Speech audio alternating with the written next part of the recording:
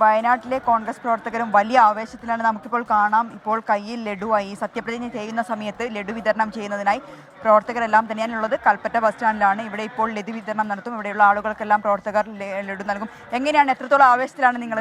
വളരെയധികം സന്തോഷമുണ്ട്. പ്രിയങ്ക ഗാന്ധി വയനാട്ടിൽ MP ആയി വരുമ്പോൾ വയനാട്ടിലെ ഒരുപാട് സ്വപ്നങ്ങൾക്ക്, മെഡിക്കൽ കോളേജ് ഉൾപ്പെടെയുള്ള സ്വപ്നങ്ങൾക്ക്, ബദൽ റോഡ്, രാത്രി നിരോധനം ഉൾപ്പെടെയുള്ള വിഷയങ്ങളിൽ ശാശ്വത പരിഹാരം ഉണ്ടാകുമെന്നാണ് വയനാട്ടുകാർ പ്രതീക്ഷിക്കുന്നത്. തീർച്ചയായും അതുണ്ടാവും. അവർ വലിയ പ്രതീക്ഷയും വയനാട്ടുകാർക്ക് അനുസരിച്ച് ഉയരുന്ന രീതിയിലുള്ള പ്രവർത്തനമാണ് ഈ ഇലക്ഷൻ കാലഘട്ടത്തിൽ വരെ ഉണ്ടായിട്ടുള്ളത്.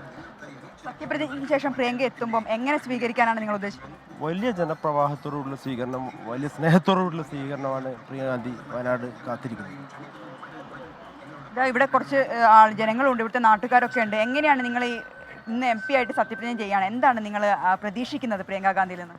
പ്രിയങ്ക ഗാന്ധി നമ്മുടെ MP ആയി വരുന്നതോടുകൂടെ വയനാട്ടുകാരായ ഞങ്ങൾക്ക് ഒരുപാട് പ്രതീക്ഷകളുണ്ട്.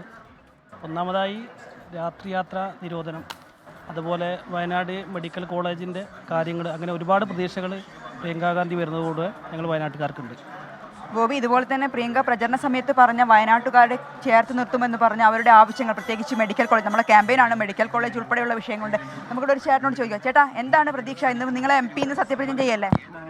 ആദ്യമായി പ്രിയങ്ക ഗാന്ധി MP ആയി വന്നതിന് അവർക്കൊരു ആശംസ നേരുന്നു ആദ്യമായി. പിന്നെ രാഹുൽ ഗാന്ധിക്ക് ചെയ്യാൻ കഴിയാതെ പോയ ഒരുപാട് കാര്യങ്ങളുണ്ട്.